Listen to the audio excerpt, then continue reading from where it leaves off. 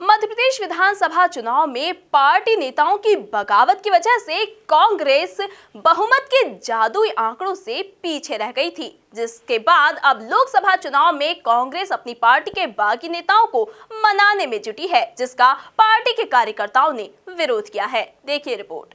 प्रदेश सरकार द्वारा बागियों की वापसी को लेकर किए जा रहे प्रयासों के बीच उज्जैन के वरिष्ठ नेताओं और कार्यकर्ताओं द्वारा विरोध स्वरूप एक पत्रकार वार्ता ली गई, जिसमें पूर्व विधायक महावीर प्रसाद वशिष्ठ, राजेंद्र वशिष्ठ, अनंत नारायण मीणा सहित 50 से अधिक नेता कार्यकर्ताओं ने एक स्वर में पार्टी के इस निर्णय का विरोध करते हुए कहा कि माया राजेश त्रिवेदी, जय सिंह दरबार, दिनेश जैन बोस जैसे नेताओं की वापसी से कार्यकर्ताओं का मनोबल गिरेगा और आगामी चुनाव में इसका नुकसान पार्टी को उठाना पड़ेगा।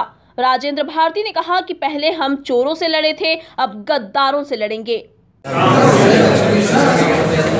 हजारों कार्यकर्ताओं की जो भावना है, उनके अनुरूप जो उनका आक्रोश और जो बार बार उनके फ़ोन जो मेरे पास में आते रहे हैं और उनके आक्रोश और नाराज़गी की वजह से उनकी बात को मैंने आज प्रेस फोरम पर रखा है कि उन लोगों को जो उन्होंने कांग्रेस को भारी नुकसान पहुंचाया, अगर उनको कांग्रेस में शामिल करते तो बजाय फायदे के भारी नुकसान होगा। तो आने वाला चुनाव हमारा लोकसभा का चुनाव हमको जीतना है, राहुल गांधी को इस देश में प्रधानमंत्री बनाना है और मालवा क्षेत्र में या भारतीय जनता पार्टी और आरएसएस से लड़ना है तो कांग्रेस की मजबूती और एकता सबसे महत्वपूर्ण उसका पहलू है।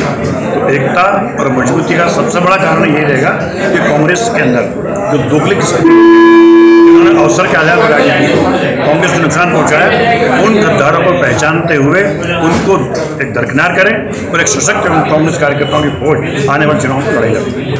दक्षिण से जय सिंह दरबार जी खड़े हुए थे, जैसे माया राजेश जी खड़ी हुई थी और महतपुर से अपने दिनेश जैन जी खड़े हुए थे।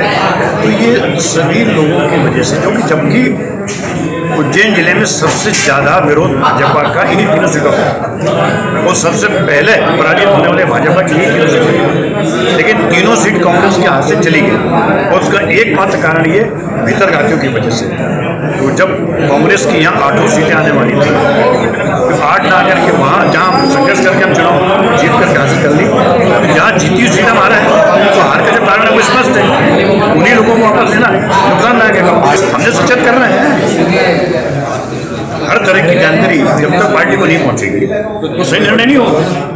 तो ये बात पार्टी तक पहुंचे कि ये अगर कोई निर्णय लेते तो इससे हमारा नुकसान है।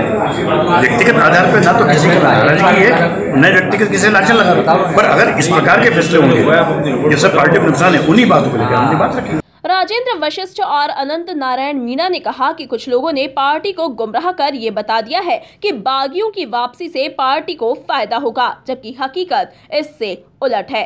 जो प्रत्याशी अपनी जमानतें नहीं बचा सके वो भला कांग्रेस को कैसे जिता पाएंगे, और जिन पार्टी प्रत्याशियों को 35% वोट मिले उन्हें नजरअंदाज किया जा रहा है, जिसका खामियाजा पार्टी को उठाना पड़ सकता है। जो निर्दलीय उम्मीदवार लड़े और उनकी वजह से निष्ठावान कांग्रेस का कार्यकर्ता आज थका सा महसूस कर रहा है, इस बात को सुनकर कि वो वापस पार्टी में। ये तो कांग्रेस पार्टी एक बड़ी पार्टी है, संवैधानिक पार्टी है और इसके नियम और कानून है। ऐसी स्थिति में एक आम चलन हो जाएगा कि आज जो पार्टी ने टिकट नहीं दिया तो लड़ लो और फिर हरा दो और उसके बाद फिर वापस कांग्रेस में जाओ। भारतीय जनता पार्टी के उम्मीदवार के साथ साठगांठ करके और चुनाव मैदान में लड़ के कांग्रेस को नुकसान पहुंचाना और वापस कांग्रेस में आना, क्या ये कल फिर वही करेंगे? इस तरह से इस निर्णय से कांग्रेस को आने वाले समय में फायदा होने के बजाय और ढेर सारा बहुत नुकसान होने की संभावना है। इसी बात को लेते हुए आज कांग्रेस के कार्यकर्ता या इस मंच पर उपस्थित हुए। अभी निर्णय तो नहीं हुआ है, पर इस प्रकार की चर्चाएं चल रही है, रोजाना अखबार के माध्यम से पढ़ने में आ रहा है। पर यह भी बताया जा रहा है कि सर्वे हुआ और सर्वे के आधार पे मतलब जो हम उनको ले रहे हैं। तो ये सब चीज़ें जो हैं, मेरा एक प्रश्न है कि किसने सर्वे किया और किन किन लोगों से बातचीत की, किन कांग्रेस के वरिष्ठ लोगों से चर्चा की। जो इस शहर के अंदर जो प्रतिष्ठित लोग हैं, बहुत सारे प्रदेश के पदाधिकारी भी ऑल इंडिया कांग्रेस के भी सदस्य रहे। ऐसे लोगों से किन किन से चर्चा की जिन्होंने ये बोला कि इन लोगों को लेने से मतलब पार्टी मजबूत होगी।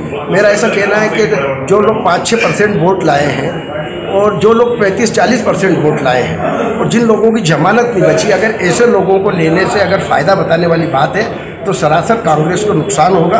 और वो जो निष्ठावान कार्यकर्ता है, हजारों हजार कार्यकर्ता, वो सोचेंगे कि यार मतलब कांग्रेस को जो नुकसान पहुंचा था उनको इनाम मिलता है, तो एक ही परिपाटी बनेगी। इस प्रकार का नहीं होना चाहिए, फिर से विचार करना चाहिए, फिर निर्णय जो भी पार्टी करेगी वो ठीक है। कुल मिलाकर लोकसभा चुनाव से पहले कांग्रेस कार्यकर्ताओं में एक बार फिर गुटबाजी और आपसी विवाद देखने को मिल रहा है। Bureau report, MP news, Ujjain.